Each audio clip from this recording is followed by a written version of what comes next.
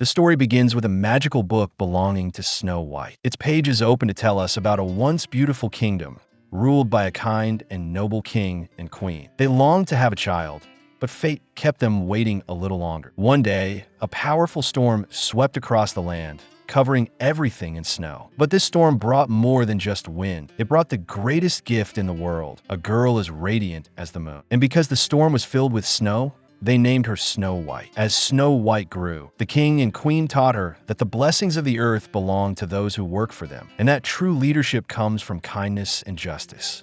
They told her that one day she would rule the kingdom. They showed her reflection in the water and taught her that everything in life must be done with truth and courage. In their kingdom, happiness was planted through hope and unity. The king and queen were deeply proud of their daughter, who had grown into a noble and generous young woman. But fate had other plans. One day, tragedy struck the palace. The queen fell gravely ill and passed away. Both Snow White and her father were devastated by grief. Some time later, a stunningly beautiful woman arrived at the palace. She was tall, elegant, and saw herself as a queen. But behind her beauty, she hid a dark secret. She was a sorceress who used magic to keep herself young. She was clever, but also greedy. She took advantage of the king's sorrow, enchanted him, and married him. But the only thing she truly cared about was her beauty and the power it gave her. She owned a magical mirror that answered one question with brutal honesty: who is the fairest of them all?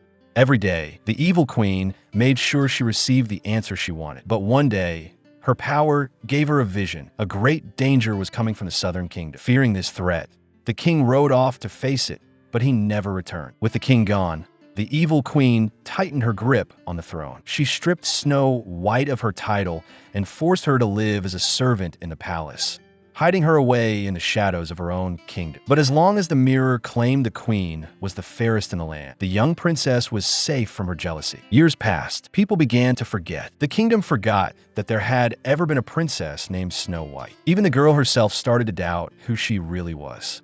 As time went on, Snow White became a young woman working to clean the palace. One day, a young man named Jonathan snuck into the palace to steal some potatoes. The kingdom was suffering, and the evil queen was depriving the people of food. Jonathan and others, known as the outlaws from the forest, stole to survive. But they weren't ordinary thieves. They were loyal to the late king, whom they still saw as their true ruler. Snow White saw him and tried to stop him. She told him stealing wasn't the answer and asked him to speak to the queen or the princess to find a fair solution. Jonathan doubted her words. He told her the princess didn't exist. No one had ever seen her. But Snow White insisted the princess was real and was trying to find a way to help the people. Jonathan dismissed her, saying that thinking meant nothing without action. Then he took the potatoes and ran. His words stuck with Snow White. They stirred something inside her. Determined to make a change, she went to the evil queen and spoke about the importance of sharing. She reminded her of how, when she was a child, her parents used to bake apple pies and travel across the kingdom, handing them out to people as a symbol of unity and hope. But the queen rejected the idea, calling the pies a luxury and claiming the people didn't deserve such generosity. To prove her point, she compared a delicate rose to a diamond, saying that people don't dream of flowers, they dream of wealth. At that moment, news arrived that the young thief had been caught. As punishment, the queen ordered his house to be burned. But Jonathan told her he had no house. He was, in fact, the leader of the outlaws who stole in the name of the king. The queen was furious and ordered that he be thrown into the dungeon, where his screams would echo through the palace halls. Snow White stepped in and reminded her that her father had always shown mercy to people, that punishment should never exceed the crime, and that justice must prevail. She said that if her father were still alive, he would have shown even greater compassion. These words infuriated the queen,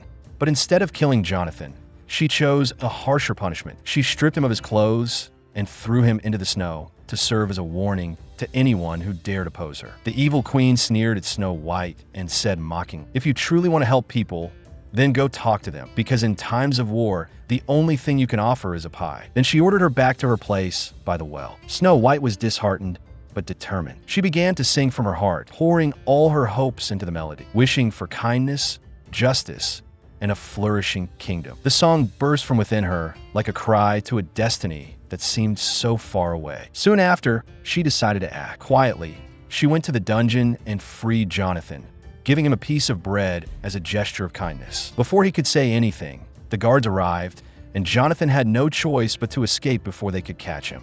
At the same time, the evil queen turned to her magic mirror and asked, "Who is the fairest of them all?" But this time, the answer was not what she expected. The mirror told her that the fairest one was no longer her, but Snow White. Her purity and beauty had surpassed the queen's. The queen was consumed with rage and jealousy. She decided to get rid of Snow White once and for all. She ordered her loyal huntsman to take Snow White deep into the forest under the pretense of picking apples, and there, he was to kill her. The huntsman hesitated. After all, she was just an innocent girl, but the queen pressured him, accusing Snow White of conspiring with the outlaws and helping Jonathan escape. As proof of his loyalty, she demanded that he return with Snow White's heart in a box. The huntsman obeyed and took Snow White into the forest. While they were picking apples, he was moved by her innocence and kindness. She smiled at him and offered him an apple. He was overcome with guilt and confessed everything to her. He told her to run immediately because the queen had lost her mind and wouldn't stop until Snow White was dead. He also told her that the queen was hiding the truth about her father. Shocked, Snow White fled as fast as she could. The deeper she went into the forest, the darker the path became, until she was completely lost in the eerie shadows and fog. During her escape, she was grabbed by a monstrous tree from within the forest. She fought with all her strength until she broke free and reached an enchanting place deep in the woods. A gentle deer passed by. When she looked into its eyes, it beckoned her to follow. Soon, other animals appeared and surrounded her with kindness. With their help, Snow White found a small cottage. The cottage was far too tiny for an average person, but she entered and found it empty. The animals led her to a room with 7 small, neatly made beds. Tired and afraid, Snow White laid down on one of the beds and fell asleep. Deep in the forest, 7 dwarfs were walking along a path, singing as they went. They were all cheerful, except for Grumpy, who was always annoyed, and Sleepy, who kept dozing off while standing. The dwarfs worked in the mines, digging up gems and diamonds. Despite their differences, they were a strong and united team. After long hours of work, Bashful suddenly remembered it was dinner time. The dwarfs threw down their tools and headed back home, singing along the way.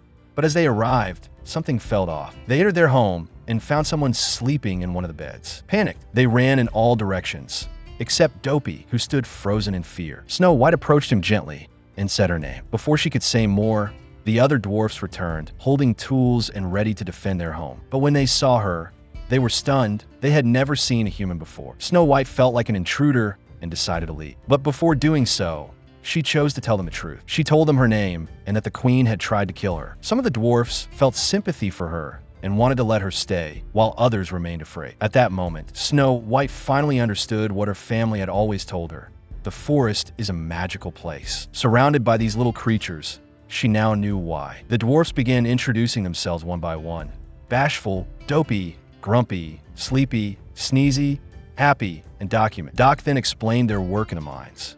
Snow White agreed to stay just one night. Back at the castle, the evil queen once again asked her mirror, "Who is the fairest of them all?" When she heard the answer, her expression changed completely. The mirror said, "Beyond the castle, deep in the forest, Snow White is the fairest." The queen went into a frenzy and opened the box brought by the huntsman, only to find an apple inside instead of a heart. She realized someone had betrayed her.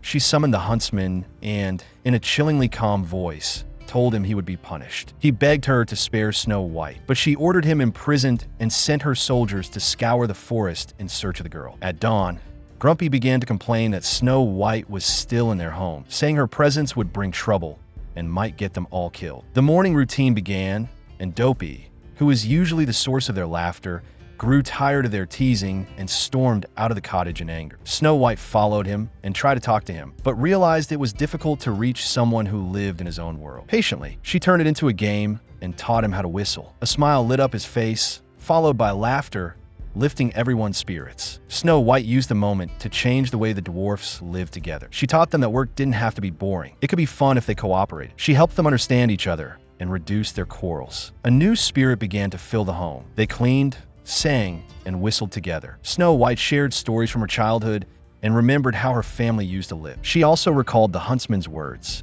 "The queen lied about your father. He might still be alive." Wanting to uncover the truth, she told the dwarfs about the outlaws who fought in the king's name, hoping they could help her. She thanked them and said she had to go, and that they too should return to their work. And so, each went their separate way. Snow White ventured into the forest in search of the outlaws. Jonathan spotted her and recognized her. He quickly hid her from the guards. Once they were safe, she told him she believed her father was still alive and that the outlaws could help her. Jonathan told her there were rumors the king was imprisoned in the southern kingdom and that he wasn't just a common thief, he was the leader of the outlaws. At that moment, the rest of the outlaws emerged from the shadows and stood before Snow White with respect. But before they could speak, a group of palace guards stormed into the forest. They had been tracking Snow White to bring her back. The outlaws prepared to fight, but the number of soldiers was overwhelming. Snow White came up with a plan. She ran to the stables and opened the gates, releasing the horses. Then she climbed onto a high rock and shouted to draw attention. It was a trap. The guards ran toward her, giving her time to regroup with the outlaws.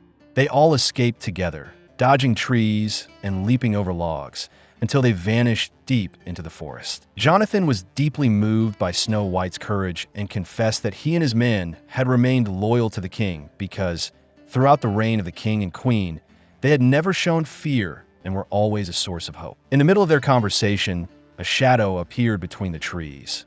A guard from the palace who had been hiding there, and he drew his bow, aiming an arrow at Snow White. At the last moment, Jonathan jumped in front of her and took the arrow instead. Snow White quickly searched for a solution and remembered that one of the dwarfs was named Doctor, and since that was his name, he must truly be a doctor. She quickly took Jonathan to the cottage, but upon their arrival, Doctor said that his name was just a title and that he was an expert in rocks and minerals, not medicine. The bandits saw their leader injured and began to beg the doctor to do something. Anger began to take over some of them, and a fight broke out among them until Snow White raised her voice, saying, "This is exactly what the queen wants, for us to be divided and fight. The queen has poisoned your hearts with fear and made you believe that no one is trustworthy but yourselves, but that's not true." Her words had an impact and the tension lessened. Doctor took a deep breath and said, "I'm not a doctor, but I'll do everything I can." He locked himself in the small room and began making tools out of everything he knew. Hours passed until the doctor emerged,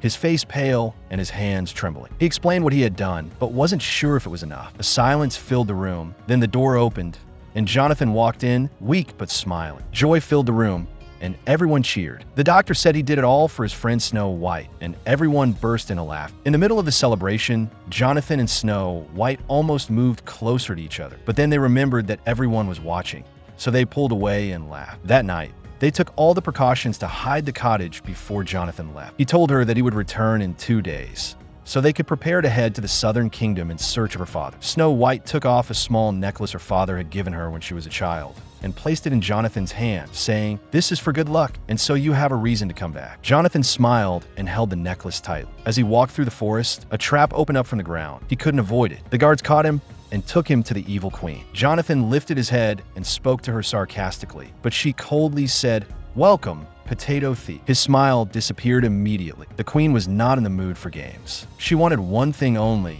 Where is Snow White? He denied knowing where she was, but something gave him away. The small necklace she had given him was dangling from his neck and gleaming. The queen approached, closed her hand around it with a cold smile, and she knew the truth. She became furious and went straight to the dungeon, a dark place for those who couldn't escape. Then she entered the sorcery lab, a room filled with poisons and black steam, and with utmost precision, she began preparing a deadly concoction. As soon as she drank from it, her appearance began to change.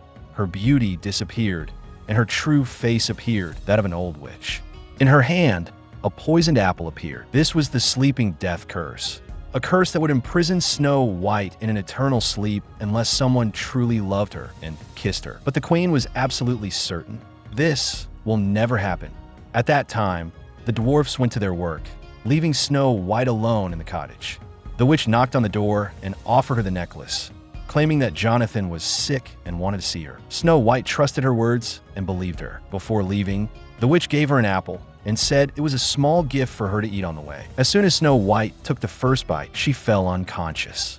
The animals quickly rushed to inform the dwarfs about what had happened. Meanwhile, Jonathan was still in prison, looking for a way to escape. He found no one but the hunter, so they met and devised an escape plan, which they managed to carry out successfully. Before parting ways, the hunter gave Jonathan some advice for staying safe. Jonathan ran through the forest, and the animals led him to the dwarf's cottage. When he saw Snow White lying motionless, his heart broke, and he collapsed beside her, feeling that everything was over, but he kissed her anyway. Suddenly, something unexpected happened. A light surrounded her body, and she opened her eyes.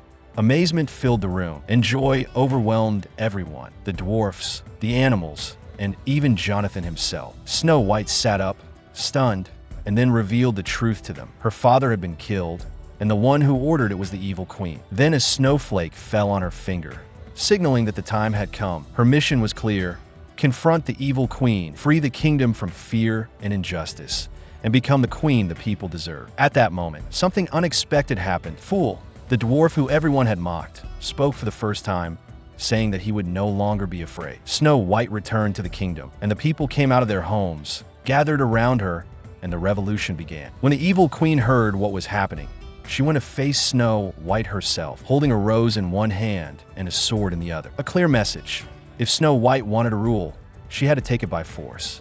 But Snow White refused to fight and chose instead to speak to the people. She reminded them of who had ruled in the past, about Pedro, the guardian who planted vegetables in the Western Valley, and his wife Elena, who planted cherry trees to share their fruits with everyone in the spring, about the man who was a baker like her father and never refused to feed anyone. She reminded them of a kingdom that was filled with goodness, justice, and dignity. This was what they needed to restore. Expressions on the faces of the people began to change, and they woke up.